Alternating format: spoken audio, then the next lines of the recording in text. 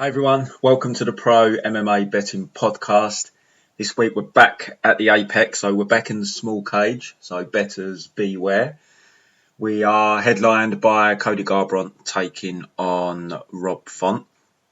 So a quick recap on how we got on last week with the predictions. Across the show we went 5 and 6 on predictions. Remember, this is a betting focused podcast. I will bet where I feel there, or I will pick where I feel there is value. As a general rule of thumb, not always the case, but I will highlight that when I break down the fight. So it is different. I'm not just picking necessarily who I think is going to win. We're looking at it from a betting perspective and an implied probability angle. And if we feel there is any advantage to the current line, basically, if there's any leeway either way, if we feel the line's off, we feel someone is too big of a favourite, maybe they're capped at 70-30 and we feel like it should be maybe more like 60-40. That implies that we feel we've got a 10% edge. So we always look at the betting side and the odds before we make our predictions. 5 underdogs, I think, won on Saturday. We only got one of them, which was Andrea Lee. So a bit disappointed, only got the one there. There should have been 6 underdog wins, in my opinion. I think Vivi was a little bit unlucky. Well, she was very unlucky not to get that decision. So that would have gave us 2 out of 6. But alas, the decision went to Chikagan. So it is what it is. There is a big tendency now where the judges just aren't scoring grappling. It's, as a bettor, you've got to try and move with the times. And it's very, very apparent now that even a minute bit of striking in a round is enough to outweigh some dominant grappling for a few minutes. I mean, we saw it with the Ketlen Vieira fight a couple of months ago as well. So it's something you've really got to be cautious of when you're betting, particularly if you're betting grapplers. I mean, obviously you've got to take into account the betting line, etc. But I mean, it just seems like it's getting tougher and tougher for grapplers. Unless you've got a real dominant grappler who's just going to go in and take someone down and the person's not going to be able to get up. I mean, we saw it with the Gina Mazzani fight as well, actually. Had the takedown, she was on top and, the referee stood them up. And I don't know if it changed the fight. She might have still got the stoppage in round 3 anyway, because Mazzani was clearly tired. But it definitely changed that round. I mean, Mazzani would have been 2 rounds up. There was no way Priscilla was going to get back to her feet in the middle of the cage. So we are definitely seeing that now. There's definitely a slide towards favouritism for striking. Big time. So something to bear in mind when we're looking at bets and so forth. But it's more than apparent now that it's definitely there. There's definitely something going on. And some of the judging we've had lately has just been ridiculous in Texas. Some of these judges, I mean, I know Dana White's not the one appointing them, it's the athletic commissions, but something needs to be done because some of the scorecards coming in are just an absolute joke.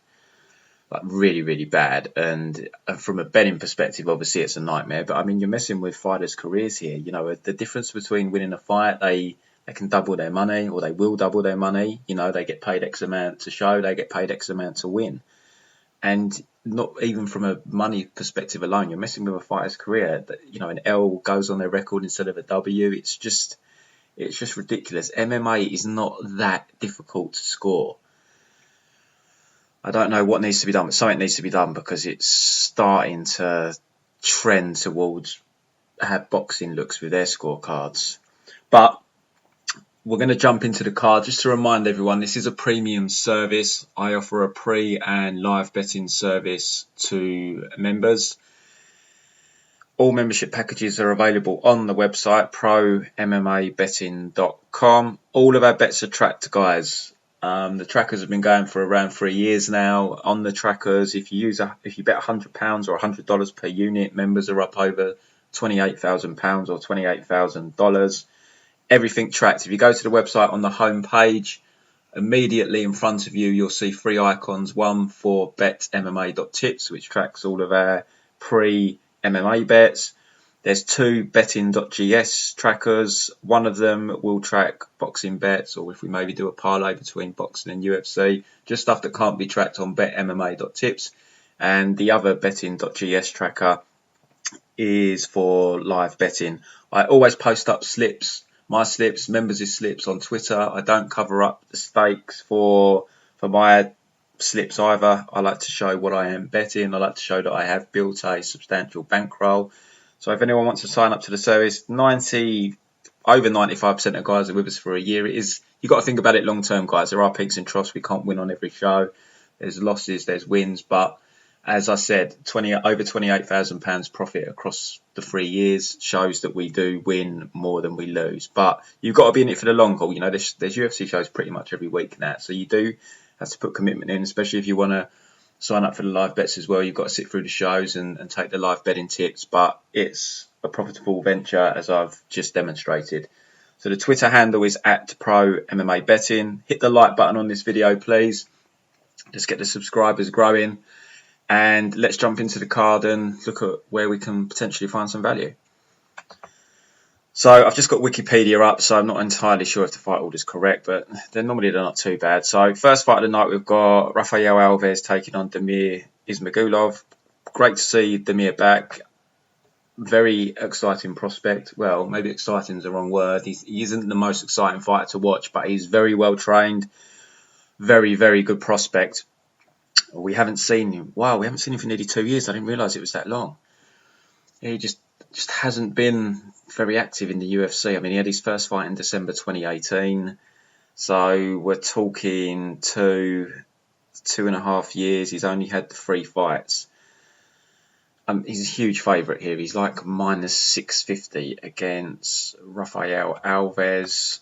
Who, look, you've got to favour Damir here. Damir does seem like a genuine prospect in the lightweight division, but the line is definitely too wide. Alves is being forced to move up here after he botched his weight cut last time out. He came in something like, was it 11 pounds over? Something absolutely ridiculous.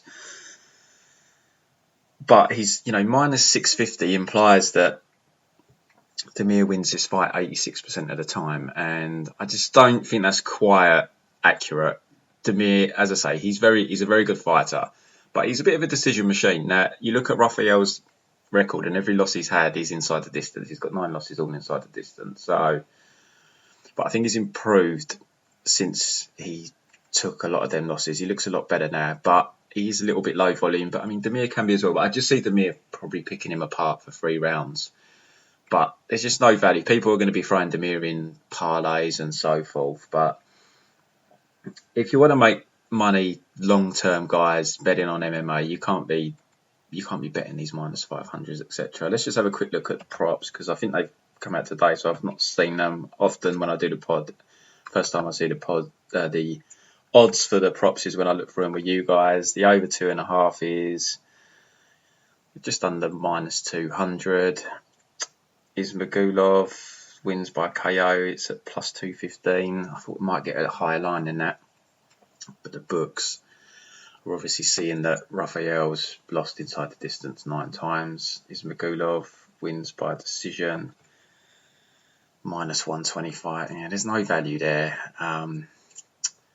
I mean, if anything, I would probably be tempted by looking at Ismagulov either by KO or inside the distance. What is the inside the distance line for Ismagulov? +185 against the KO, which is +215. So there's not a lot of difference there. I mean, rather than being too cute, you're probably just better off taking inside the distance if you think that's the play. I don't know how many submissions he's got. He's only got the 1 on his record, but you just never know in this sport. There's no point. There's not much in it. +185, +225. If you feel we can get the finish, then. But I mean, based on his 3 performances, it is hard to see him finishing. I mean, even his last TKO victory was a hand injury. You've got to go back. I mean, his last 1, 2, 3, 4, his last 6 fights have gone to a decision. I mean, you feel like a fighter of his calibre is due a finish. And Rafael Alves, I think he's shored up a bit, but his record, it does indicate he's a bit of a glass cannon. He's a very explosive guy. You've got to respect him. He's got power. But I mean, I remember watching a fight of his. This was before the Contender Series, where it was a Brazilian guy fought, and he was getting. I think it was a Brazilian chap. He was getting picked apart on the feet, but he just landed a bomb. I think it was in round 2. So I just feel he's going to get picked apart by Damir here. But whether Damir puts his foot down and goes for the finish, history is telling us probably not. Then you go back, his last TKO victory before the hand injury was literally 13 seconds before the end of the 5th round. His TKO victory before that was in round 3. So I don't know I don't even know if there's value at plus 185. I'd probably just pass on the fight personally. But I have to pick, I've got to go with Damir here. Even though there is zero value on the line, I'm still going to pick him. But I would not put any money on that line. But I'm just picking him because I feel he is a very, very interesting prospect in the division. So Damir for me, but there's no value, guys. Don't bet it. Look, he might come in and cruise, but I promise you, if you've got to hit these minus 500s at such a high rate to profit, if you're betting, if you've got £100 unit saying you want to win £100 or 1 unit, you'd have to put 5 units on Damir to win 100. Well, you'd have to put more on. Let's just say he's minus 500. You'd have to put 500 on to win 100 back. So you'd have to bet basically 6 minus 500s in a row to profit long term if the 7th one loses, because you would have won 600. Sorry, you would have won, from betting 6 minus 500s in a row, you'd be up £600 or $600. And then if you bet the 7th one and they lose, you lose 500, so you're up 100. It's MMA, it's so unpredictable. It's just not worth it long term. If you're looking to make money long term, then don't do it, guys. Next, Damir Hadzovic taking on Yancy Medeiros. This is a tough fight to call. I went back and watched Yancy's last fight, and I just don't know where he's at. He didn't look great against Lando. He's taken a lot of damage, Yancy. He's been knocked out a few times, and there's a few fights where they could easily have been KO losses as well. If you think back to the Trinaldo fight, he was out on his feet numerous times in that fight. There was also the Cowboy fight, which he somehow won. He was in all sorts of trouble in that fight. And then he's got 4 actual KO losses on top of those 2 absolute brutal fights that I just mentioned. We haven't seen him for over a year now, about 15 months. He's coming off 3 losses in a row, got knocked out by Cowboy, pounded out by Gillespie, and then that decision loss to Lando, which was a bit of a nothing fight. Not a lot happened. Yancy didn't really take any damage in that fight, which is a positive. Damir Hadzovic is a good striker. He's struggled in the UFC with grappling. It's not something we've really seen out of Yancy, so he's probably going to get the fight he wants here, which is a stand-up fight. We last saw him around the same time as Yancy, March 2020. He got taken down and subbed ever so quickly by Moicano. Before that, he got wrestled by Gagos. Got wins over a shot-stroke retiring Nick Hine and Marco Polo Hayes, and he got wrestled by Alan Patrick. Got a fluky win against Marcin Held. He was out-grappled and just caught him at the start of round 3 with a knee, and before that, Tysonov knocked him out. But he is a decent striker. Honestly, I came away with zero inclination on this fight. I'm just going to pick the dog here. I think it's Yancy, so that doesn't bode me with confidence, because Damir is definitely the less shop-worn fighter. But he is the longer fighter. He's going to have reach advantage. The odds are currently, it's basically a pick-em there, to be honest. And that's where I cap it. I think that a pick-em line is right. I'm just going to pick Yancy just because he's the underdog, but I've got no confidence in that. And like I say, there's no value. He's a ever so slight underdog. It's basically a pick-em. But Yancy's who I'm going to pick just because it's a betting podcast. And, I try and put a prediction out on all the fights. I didn't last week with... What fight was it? I just didn't have a clue. The Matt Schnell fight, I just couldn't get a read on that fight at all. Look, I see this fight being a stand-up fight. I think it's going to be close. I think it probably goes to a decision, and I'm just going to pick Yancy because he's the slightest of underdogs. But I'd need a much bigger line for me to put money on Yancy, and to consider Damir, I'd need a plus number as well. So it's just a pass fight from my perspective. Next fight on the card, we've got Josh Kalibao taking on Shah Yilan. I didn't even look into this fight just because Shah is one of these guys that's coming from, I think is it WLF, the Chinese promotion. And when I've tried to tape their fighters before, tape is just very, very scant. And the odds as well, Josh is like minus 250. He's not the kind of guy I want to bet at minus 250 unless he's got an absolute tin can. And Shah, he got knocked out by Zhu Rong, who we saw make his UFC debut the other week in a bit of an uninspiring performance. But it's still not a line I want. You've got to be really careful when MMA guys land minus 250s, especially in the UFC. You see these guys that are minus 250s, they lose a lot in the UFC. And Josh, he seems like a decent enough fighter. He came out very well from his last performance.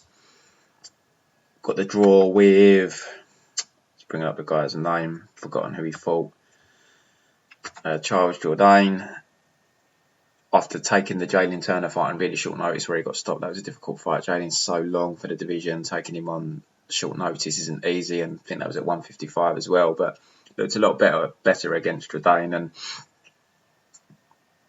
could argue, he was on his way to winning that fight. He just had a bit of a rough round 3, but you could argue either way there, whether that was a draw or whether Josh won that fight. But still, minus 250 for me. I'm not laying the juice. And like I say, I'm sure there will be a distinct lack of tape on Shah as well with regards to being able to catch this properly. But these guys coming over from WLF haven't looked great so far, so I'm not really overly enticed to play the dog here. So I'm going to pick Joshua, but like I said, I don't have a full read on this fight. I haven't tried to research it. I suspect there isn't much tape. The minus 250 just put me off, and the WLF guys haven't looked great since we've started to see them recently. So I'll side with Josh there, but in terms of value, I'd be surprised if there's any value. Minus 250, a lower level fight, no thank you. So next we've got Bruno Silva taking on Victor Rodriguez. Victor Rodriguez, I don't think is UFC quality. I remember I bet against him in his UFC debut. I managed to get I can't remember what price I paid, but I think I caught the opener maybe. It wasn't too bad a line that I caught on Adrian Yanez, and he just got knocked out pretty quickly first round. He didn't look good if you watch the regional fights. His last fight was on the Alaska regional scene, and we've seen the guys that come through from Alaska fighting championship normally aren't very good, and I don't think he's UFC quality. The line is too high. I'm not paying minus 350, I think it is now. It varies, but you're looking at around minus 350 on Bruno Silva. I think he has improved, Bruno. His last couple of fights, he's looked a lot better. He gave Tagir a very tough fight, very close fight that was in the end, and he's coming off that good win over JP Byers, who had a lot of hype. So I do think he seems to have turned some kind of corner. I think he's just fighting a bit more urgent now. But his cardio is a concern. It looked like he was slowing at one point against JP Byers, and we have seen him slow down before, albeit against Tagir. He kind of kept a good pace for 3 rounds. But the line's just too wide for me to bet. I can't bet Bruno Silva at minus 350. Even though I do feel this is a winnable fight for him. Implied probability is, he wins his fight 78% of the time. I can't bet someone like Bruno Silva at that kind of implied probability. Victor, I don't think he's quite UFC caliber, but also I don't think he's bad enough where I can line Bruno Silva that big of a favourite. So, I do say it's a betting podcast, and I do, as a rule of thumb, go where I feel the value is, but at the same time, I've got great difficulty picking Victor Rodriguez here as well. Let me just have a quick look at Victor. All these fights he's won. He's never been to a decision. He's won all 5 fights by KO. He's lost twice by KO, and he's been submitted one. I'm just seeing. He's never been past round 2. So I'm saying Bruno Silva's shown to slow down. How's this guy going to look going into round 3 in his UFC debut? he does come to bang, but I just can't pick against him here. But there's no value, guys. Again, betting fighters like Bruno Silva at a almost 80% implied probability, it's a losing proposition long term, I promise you. In the UFC, you get a lot of upsets in the UFC, and it's just very, very difficult to win long term betting such big favourites in the UFC. So I am going to pick Bruno here. I do feel he is a level above, and like I said, I don't think Victor's UFC quality, but at the same time, I'm not betting him. We have a quick look at the betting line. Under 2.5 rounds, -145. What's Silva inside the distance? Let's have a look. Silva wins inside the distance. That's around even money.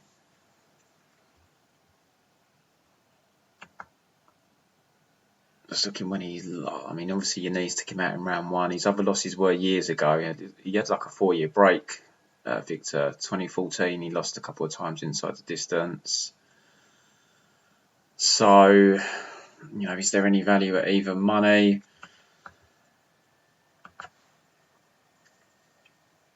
Possibly. If Silva is just a class above. Silva's got 7 wins from 11 inside the distance. Obviously he stopped JP Buys. Joe Madrid. Got a draw with Casey Kenny. Look, I think if you're one of these people that wants to, you like to bet a lot of the fights and that, I think if you're going to find any value on this fight, it's either taking the under 2.5 or looking at Silva inside the distance, in my opinion. Silva, these are 125s at the end of the day, so you've got to bear in mind the lower the weight class, the less likely there is to be a finish. But you also look at Victor, and he's been finished in all of his losses. He's never won a fight that's gone to a decision. He seems like the kind of guy that will go out on his shield. So do you take inside the distance, which is -145, or sorry, the under, or do you take Victor inside the distance, which is even money? I think take a little bit of both, just in case, because Bruno Silva isn't the safest pair of hands in the world. I'd probably split the bet if you wanted to bet that, but I think that's the only place where there's really any value on that particular fight. Next fight on the card, we've got Court McGee taking on Claudio Silva. I think both these guys are kind of at the tail end of their career. Court McGee seems to have slowed down a little bit. Claudio Silva, he's had a lot of injuries to deal with. He's fought very infrequently. The fact we're getting him back in there so quickly may be a first. We'll check his record in a moment, but he just didn't look good against James Krause. He looked a little bit softer than usual to me. I think the weight cut is really tough for him, and he's getting up there in age. He's 38 years of age. The older you get, the harder it is to cut down. So I do feel the weight cut for him is becoming a bit of an issue. He's very dangerous if he can get you to the mat. We know that, but he runs out of gas, and we saw that against Krause. He's still dangerous because he wings shots and he's tough. He'll keep coming, but I just feel 38 years of age. I think that unfortunately the boat was missed for him. He had that big break of like almost 4 years. He had 1 fight in 2018, 2 in 2019, and then we didn't see him for over a year again. He came back against James Krause, and now he's turning around now. His first time he's turned around inside 6 months since. Well, actually, he fought Danny Roberts and Cole Williams within 6 months of each other. But otherwise, you're going back to, when he made his UFC debut back in 2014, he fought Bradley Scott and Leon Edwards within about 6 months. But yeah, I just think Father Time's caught up with him. Just didn't love how he looked against James Krause. Court McGee, I think he's on the slide as well. He's definitely at the tail end of his career. He's coming off that loss to Carlos Condit. Never a great look at this stage of Condit's career, but he got his nose rearranged at the end of that first round, and I think that kind of affected him moving forward in that fight. He gave a decent performance against Sean Brady, to be fair. What Court does still have is he does still have toughness. He does keep coming forward, and he's always had superb cardio. He can be taken down, but he's got good get-ups. He's good at getting back to his feet, but he does give his back up. So he's got to be careful here against Silva, especially early. I think Silva will find it harder to retain back control the more the fight wears on. But early on, he's definitely got to be careful. He is younger than Silva. He's 36. He's had a lot more fights. I mean, he's still only been stopped the once caught, and that was by Ponzinibbio years ago now. So, he's a tough guy, hard man to put away, and he can fight at a pace for 3 rounds. But I do feel he's lost a step. There was definitely value on the early line here. It's flipped now. Court McGee's like the favourite now, about -115. But I think he was about +150 at one point. I think any plus number on Court McGee is a decent bet here. I just think he can outlast Claudio Silva. He's the more skilled striker. He's tough. He's got good cardio, like I say. If he comes out and pushes a pace on Claudio, he's got to be careful with giving his back if he gets taken down. But I just think he can win this down the stretch, basically.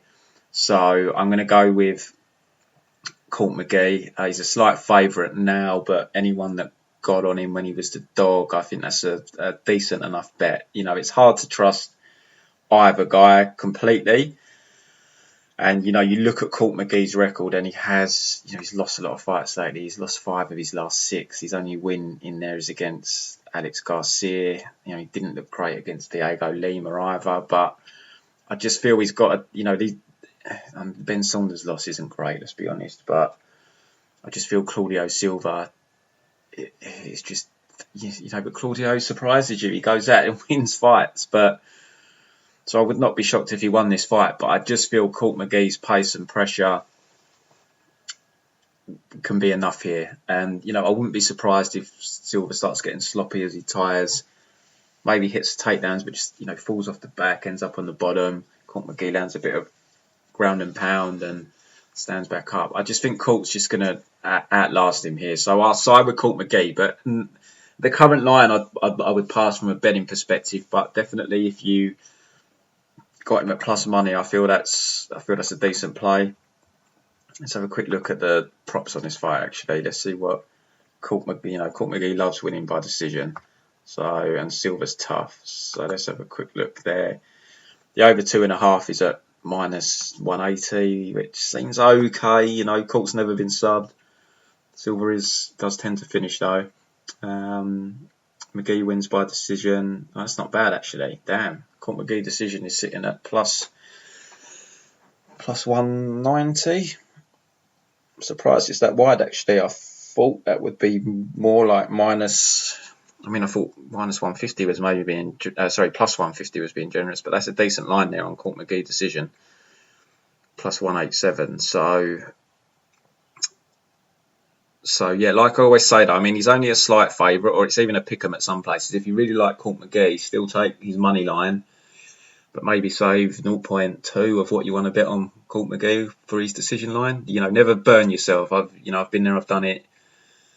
You like a fighter at a good price and you end up taking the prop instead because you're being greedy. Don't be greedy, guys. It's the death knell of all gamblers. Avoid the greed. So I'm going to go with Court McGee here, and it is actually a pick'em. Looking at it, on average, it looks like it's a pick'em, but still, plus number is what I'd really want for McGee money line. But the decision line is definitely appetising.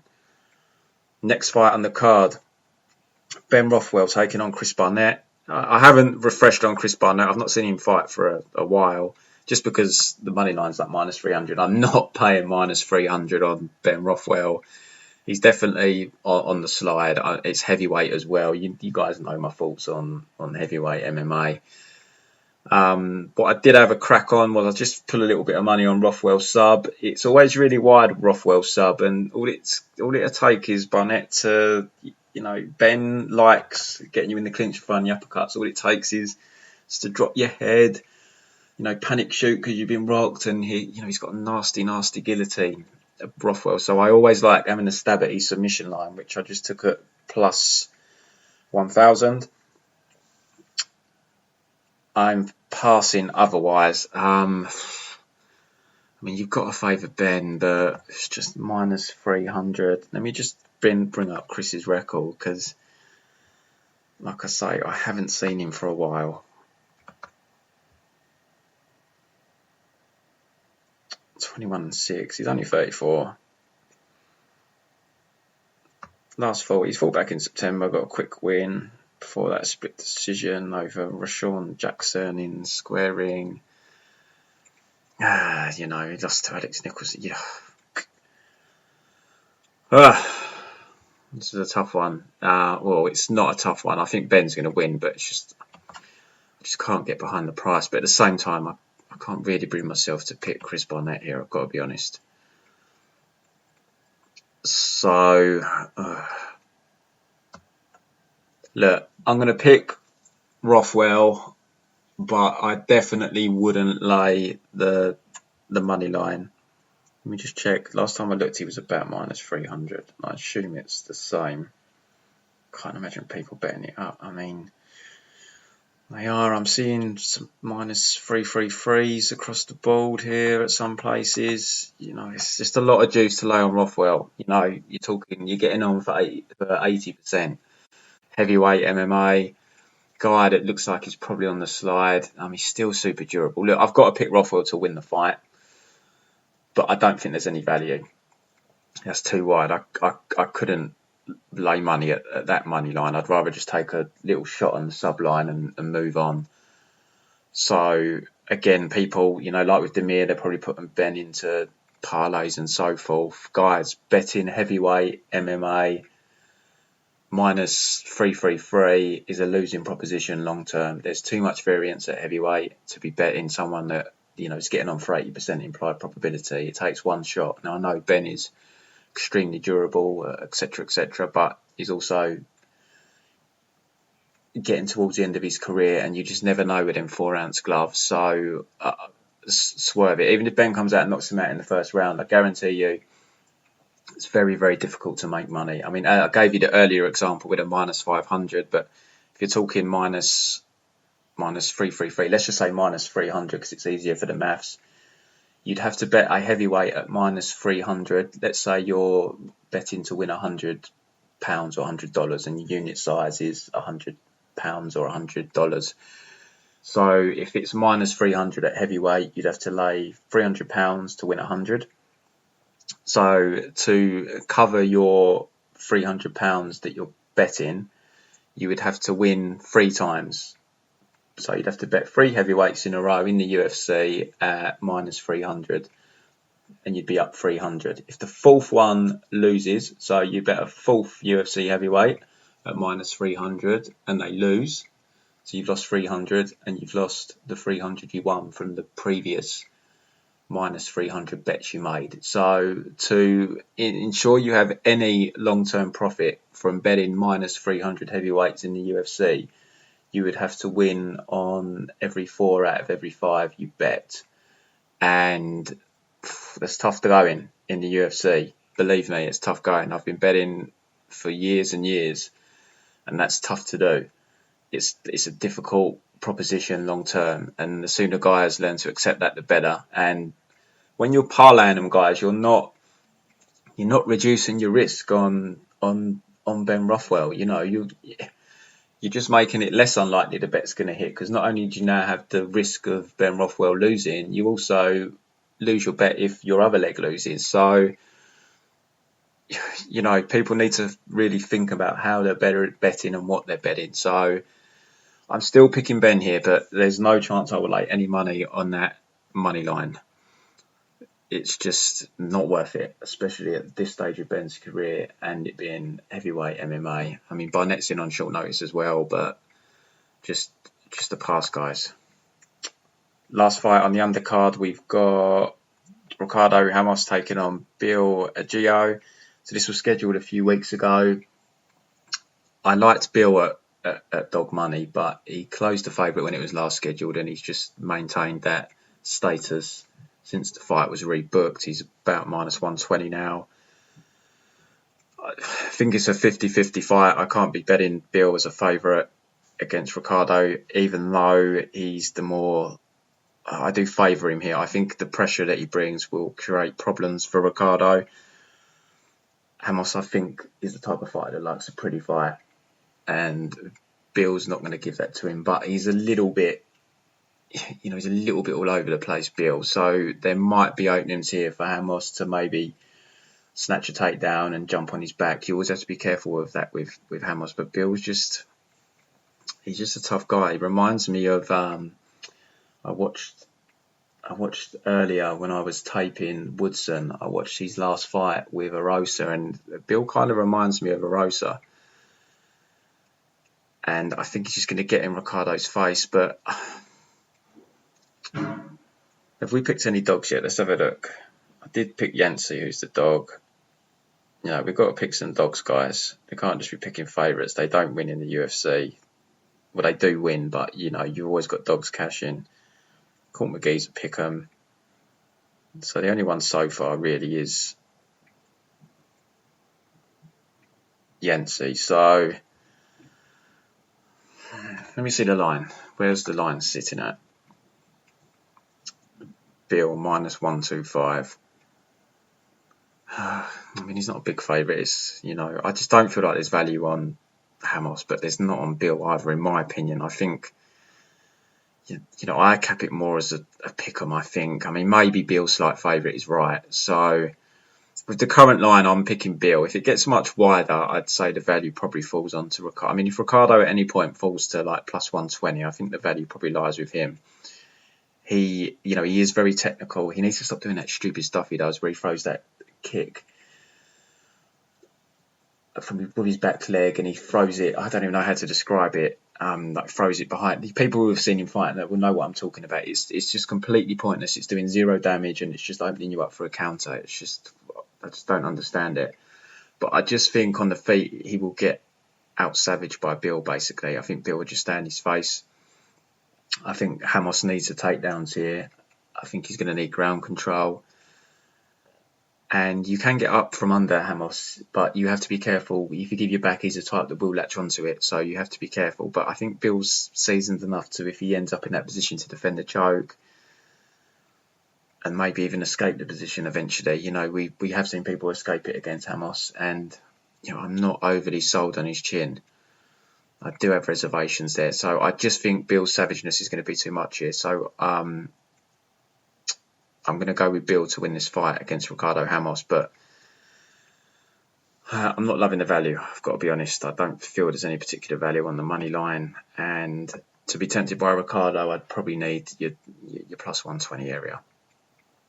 So move to the main card there. First fight, we've got Jack Hermansson taking on Edmen Shahbazyan. So Edmen's coming back after the loss to Derek Brunson, where he had a decent enough round one and then basically fell apart. And, we've seen him slow a couple of times now, Edmund. We also saw him slow against Darren Stewart. So this is definitely a concern for Edmund moving forward. And if he can fix this cardio issue he has, I mean, he is only 23 years of age still, believe it or not. But when you look at his UFC career so far, even if you include the Contender Series, and he's round one or bust, basically. I know he won the fight with Darren Stewart, but he wasn't far away from being stopped in that third round, and it was, he didn't strike with Stewart at all. It was just complete. A lot of it was spent on the cage, just controlling Stewart. But besides that fight, all his wins are very quick wins. Now, he put away Brad Tavares, which is impressive, and he probably did take the first round against Derek Brunson. But Jack Hermansson, while he isn't as trustworthy as Brunson in terms of being able to secure takedowns and time them as well, and I don't entirely trust him to go to his grappling, especially if he doesn't get like the first takedown he attempts. You can see him then spend long periods on the feet, and I'm not overly sold still on Hermansson and his durability. I mean, he done really well to recover against Marvin Vettori, but that was a bad knockdown, and Marvin isn't the biggest puncher in the world, and I had reservations about Hermansson's durability going into that fight, and that just definitely confirmed them. But one takedown, and he's so good on top. Edmen could be in trouble. If this gets past round one, it becomes very interesting, especially if Jack can get the takedowns here, because he's so dominant from top. And at the current betting line, I've got to pick Jack here. I have to go with him. He's +130, +135. Oh no, sorry. Edmen is the underdog. Jack is the favourite. Get my wires crossed there. I can understand why Jack's the favourite, definitely. But it might be a better fight to live bet, and you might end up not getting a bet at all, because if Jack gets a takedown in round 1, then the line's going to go. But if Edmen has a strong first round like he normally does, then, depending on how the round goes, as long as it's still semi-competitive, maybe if Jack snatches a takedown, but maybe he can't keep top control, but Edmen looks like he's slowing. It's just a live bet fight for me. I've just got to see how it's playing out. I just don't entirely trust Jack at that line, but at the same time, I'm not convinced that I want to play Edmen even at plus 130, plus 135. He is round 1 or bust so far. That's all he's proven. I don't think he can do what he done to Darren Stewart against Jack Hermansson. I think he'll find himself on his back, where he'll be in big trouble. The over is set at 1.5, which is interesting, but Edmen is dangerous round 1 and Jack gets a takedown round 1. It could be game over. It's a tough one. What I wanted to look at was Edmen by KO is plus 265 at the moment. That's not a bad line, because if he does win, it's likely going to be by knockout. If we look at his record historically, it's probably got some value on it. He put away Brad Tavares, he put away Jack Marshman. I know he submitted Jack. So let's see what inside the distance is, just in case, because I could always say you need to cover yourself. Shahbazyan wins inside the distance, plus 225 versus KO plus 265. If you want to bet Edmen inside the distance, take that as opposed to the KO. There's not much difference in it, and like I say, you'll be kicking yourself if he ends up, he drops Jack and follows up and subs him, club and sub. It's a very live prospect in MMA, so when the difference is so little, I don't think it's worth the risk. So I think if you're interested in Edmen, I don't think plus 225 is bad for inside the distance, but for me personally, it's a live bet fight, and who I'm going to pick here,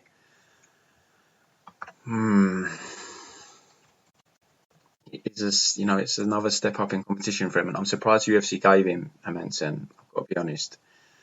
So at plus 135, the implied probability is Edmen wins this fight 42% of the time.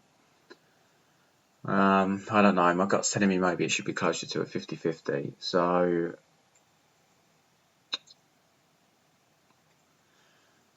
I'm going to go with the underdog. I'm going to pick Edmen, but I'm not confident at all. And as a bettor, you have to be very wary. If you are betting Edmen, he might be round 1 or bust. So you might be better, as I say, looking at the inside the distance line. Now, I don't want to deter people from playing an underdog at plus money, because if he ends up winning the decision, you just feel like a complete idiot not taking the money line. So I would say, if you really feel strongly about Edmen here, still take the money line, but I'd put a certain percentage of the money line money on his inside the distance, because historically we know he wins inside the distance and normally early. So I don't know if the round 1 prop's out yet. Let's have a quick look. I think it is. Let's just say Edmen round 1 plus 325.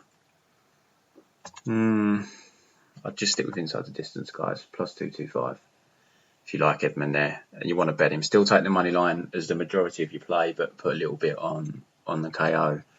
But I'd seriously be worried past round 1, because Jack Hermansson is a complete nightmare if he gets on top of you, and the cardio is a concern. I don't even feel good picking Edmen here. I'm changing. I'm going to go with Jack. I think the fight swings massively in his favour if we get past round 1 here, and plus 135 isn't big enough for me to pick the underdog when I feel there's a good chance he's round 1 or bust. So I'm going to go with Jack, actually. I think he gets on top, and I think Edmen's in big trouble.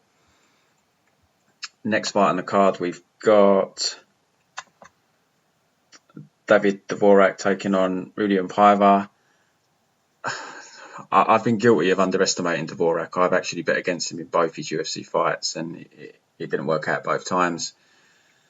He's the favourite here, about -140 against Paiva, who he didn't look great against. I think it was Damir he fought last time out. I had a little bet on Paiva there, and I thought he lost the fight. I thought he was lucky to get that decision. I mean, there were weird circumstances. He didn't have his corner with him. I think they had visa difficulties, or I don't know if they failed the COVID testing, whatever it was. So it was a bit of an odd occurrence for him, but it definitely wasn't. It just wasn't the Paiva I was expecting. The Paiva that fought against like Kai France, it just wasn't there. And I mean, I said Zamir, his name's Zalgas Zumagulov. And then, especially when you look at Zumagulov's last fight, where he lost to the guy from London Shoot, I can't remember his name. But it just made Paiva's performance all the more puzzling to me. I just really didn't see that coming. So, do we put it down to him not having his corner there, just being a bit of a strange setup for him, or do we not? I mean, I still feel he would deserve that nod against Kai France. Bontorin was just an unlucky one. He got a big cut and it got stopped in the first round, and then he put away Mark De La Rosa and did get the win against Zumagulov, but I feel he was a little bit fortunate. Dvořák's a good striker. As I said, I've underestimated him twice, both his UFC fights, but he's come away with the wins. He beat Espinosa in his last fight, and in his debut he beat Bruno Silva. I think this is a close fight. I think it's going to be a close fight. The betting line at the moment, I mean, for me, I see it as a 50-50, to be honest. Unless, if Paiva fights like he did last time, I think he's going to lose, but I'm going to give him a pass there. He's sitting at about +125, so I've got to go with, when I'm saying I think it's a pick-em, I think there's a little bit of value on Paiva. Not a lot, but I think there's a little bit of value on Paiva. So I'm going to pick the underdog Paiva to come through here, but I definitely feel this fight goes to a decision. I think both guys are tough to finish. I think both of them have only ever lost by KO due to cuts, one each. And I think it's going to be a stand-up fight. So I'd just be very surprised if this fight ends inside the distance. If you look at the decision lines, Dvořák wins by decision. Where are we?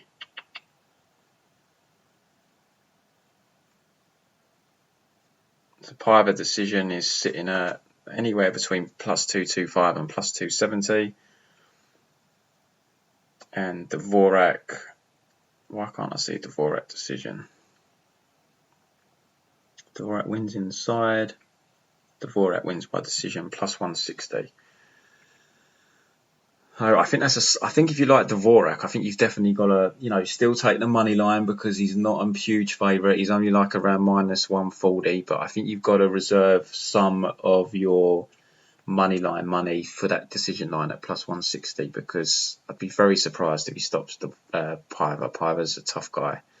Outside of a cut, something freaky like that, I just don't see it. So I think if you like Dvořák, I think you have to save maybe 0.25% of your bet for the decision line. And equally, if you like Paiva, he is the underdog, so obviously the crux of your money should be going on the money line, because it is MMA, freaky stuff happens. But +225 on the decision, I think you've got to reserve a bit of your money line for the decision line as well, because I think it goes to a decision, very, very high percentage.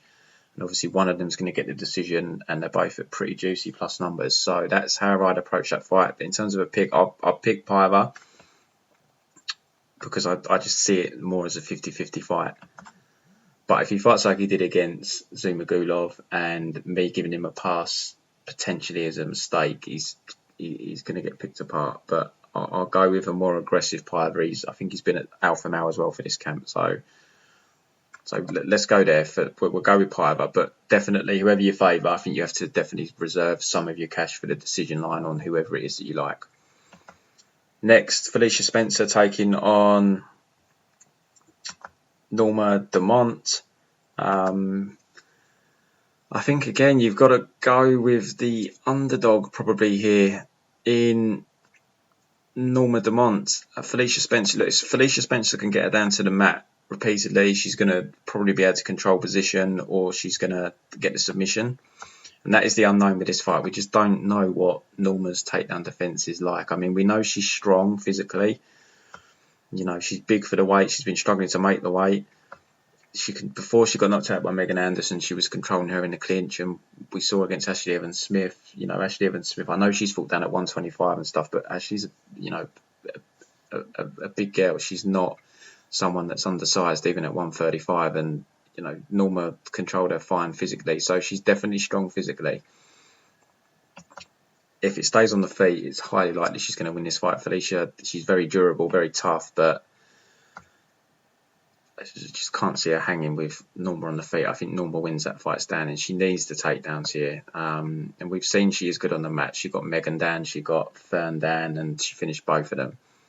And to be fair, her 2 losses are to Cyborg and Amanda Nunes, you know, 2 of the best women's MMA fighters ever. So she's definitely been matched hard in the UFC. And yeah, this is grappler versus striker for me.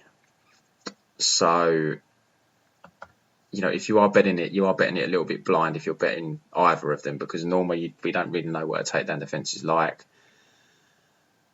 So we don't know if she can stay on the feet, and if you're betting Felicia, you don't know what Norma's takedown defense is like, and if she can't get her down, she's probably going to struggle. So I think, you know, look at the props again. Norma, it seems highly unlikely she's going to be able to finish Felicia if Cyborg and Amanda couldn't. So Dumont wins by decision is plus 220. I think that's a solid line if you like Norma here, plus 220 on the decision. And Felicia submission plus 300. You know, it's not bad. She's won both her fights, but you know, if she does get you down, she's dangerous. Or as I say, you've always got to be careful covering yourself. So Spencer wins inside the distance is plus 210.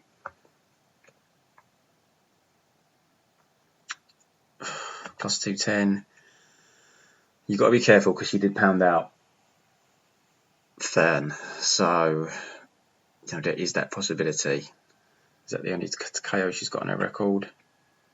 2 KOs, 4 submissions. You've got to be careful because you know she is good on top. If she, you know, she gets a dominant position, it wouldn't shock me if she pounded her out. So I'd probably take inside the distance if you wanted to play it as your main play, and I'd put a little bit on maybe the KO plus 900. Seems wide. If she does get her down, dominates her positionally, she might be able to pound her out.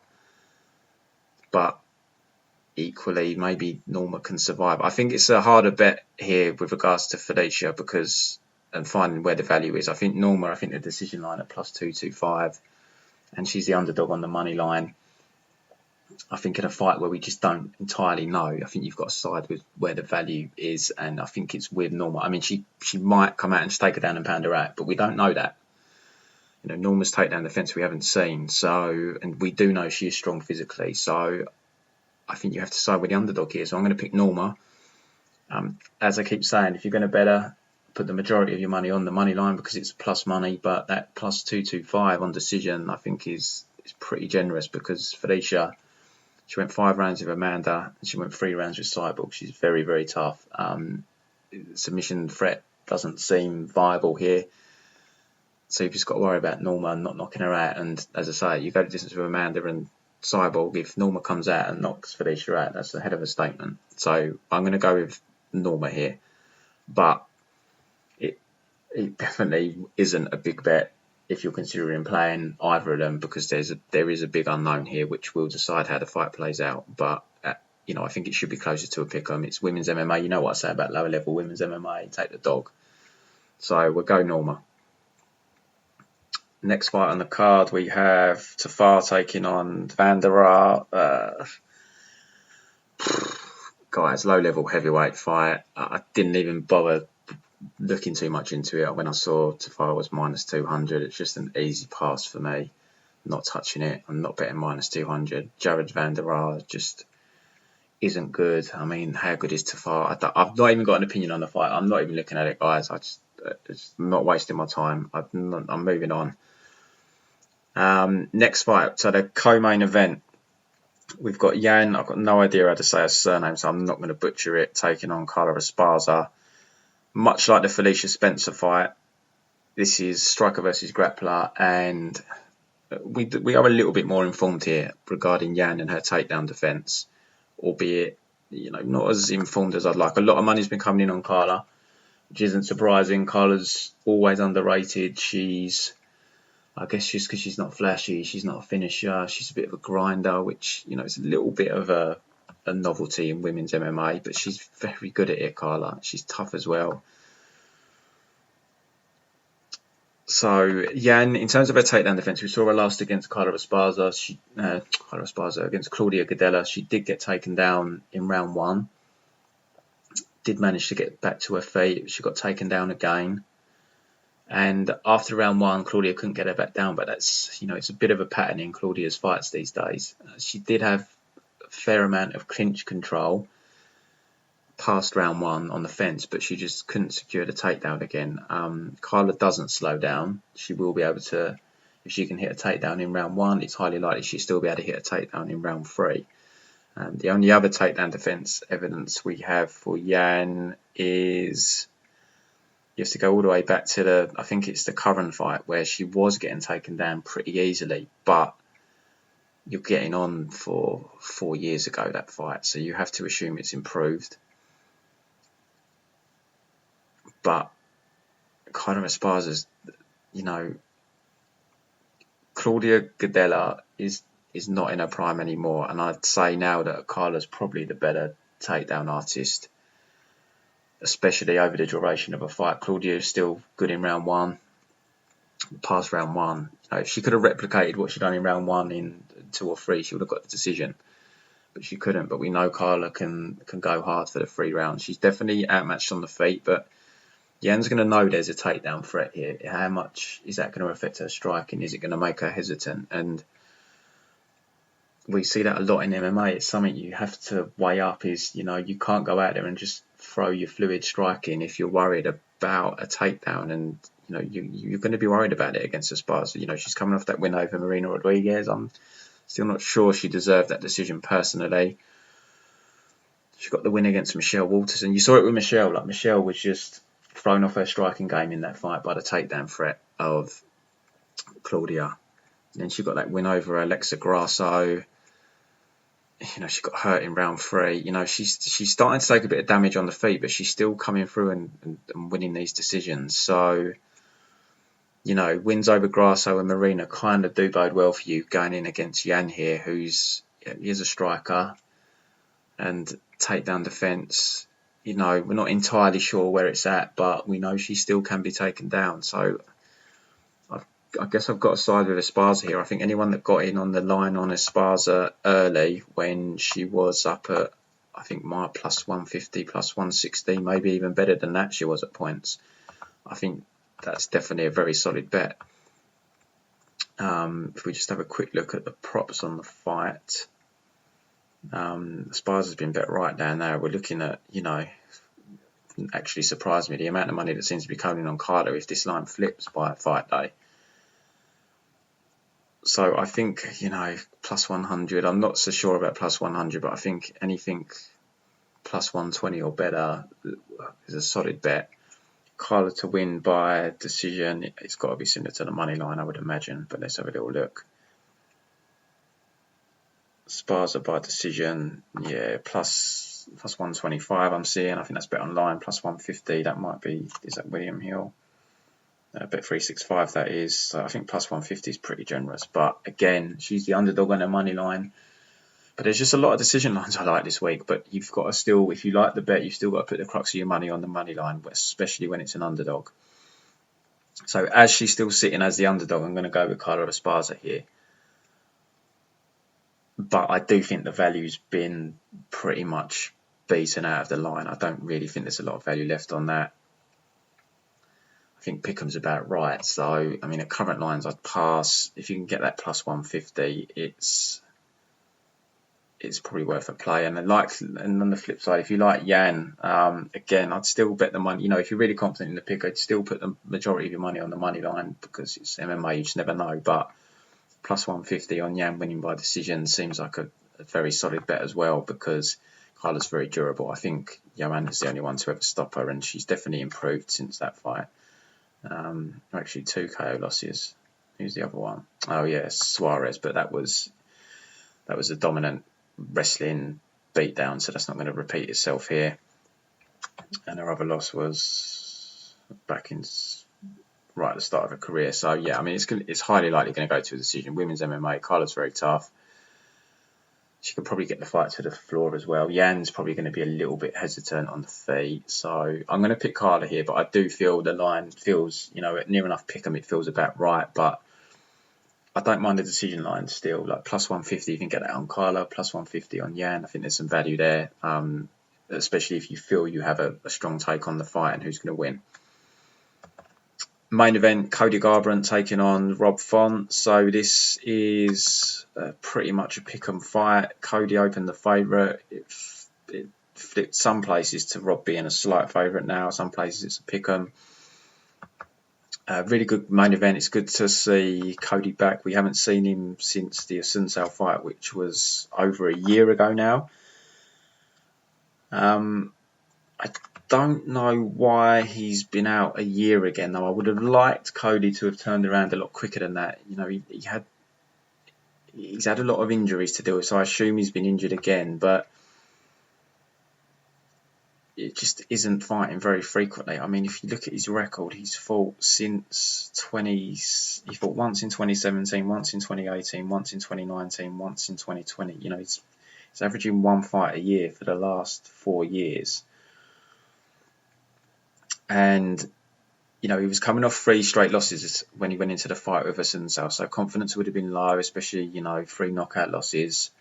And he got a nice win there, really, really nasty KO, which would have filled him with confidence. But now, we're a year later. Can he build on from that confidence, or are we kind of back to square one where he's been at for a year again? I don't know. I guess there's got to be some confidence there, because he did get that winning emphatic start. Well, I bet Cody there, and my takeaway from that fight was he's now doing some work with Mark Henry. They're obviously trying to adjust his style to stop him going all out, the red mist descending. But does that style suit Cody? I don't know. I really don't know. I mean, I thought Rothwell was a good fight for him, hence why I bet Cody there. But I came away a little bit unsure from the performance. He won round 1. He outstruck Rothwell, but it was very much a kick-heavy display. Round 2, the volume definitely tapered off, and it was getting a lot more. I remember getting a little bit worried when we was in round 3. I mean, I thought he edged round 2 when he got that. I think he caught Rothwell behind the ear, and it dropped him to a knee, and I thought that's probably enough to sway the round. But up until then, I was starting to worry, and obviously knocked him out in the end. But it was a low percentage shot, just through a wild overhand that landed clean and knocked Rothwell out. So we've never disputed his power, but he looked to me like he was worried about being hit. It was very kick heavy. A few times he did step in to land on Asuncao, and he did get caught with counters. So, I think Cody's style is very much, his old style anyway, is very much a confidence-based style where, he takes risks, he fights very confidently, he does the red flag impression and so forth to a ball. He's a confidence fighter, and just where his confidence is at, I don't know. And, I don't know if Mark Henry is a great fit for him.